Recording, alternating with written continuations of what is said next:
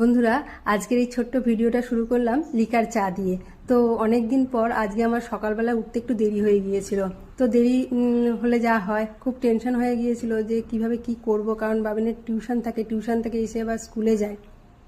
তো হঠাৎ বাবিন হোয়াটসঅ্যাপটা চেক করে বলছে, মা আজকে আমার টিউশন নেই। তো প্রথমে আমি বিশ্বাস করতে যাইনি যে এরকম আবার হয় নাকি, একে আমার দেরি হয়ে গেছে, তো মজাক করছে হয়তো। তো তখন বলছে, না মা দেখো হোয়াটসঅ্যাপটা আমার স্যার এরকম মেসেজ পাঠিয়েছে। তখন এবার পাশ দিয়ে ওর বাবিনের বাবা বলছে, হ্যাঁ আমি কালকেই রাত্রেবেলা দেখেছি। আমি, তাহলে তুমি বলনি কেন? তো যাক, এসব হলো, তো ভালোই হলো, এরকম কোইন্সিডেন্স খুব কমই হয়। তো আমি ওকে আগের দিনে ব্রেড এনে রেখেছিলাম।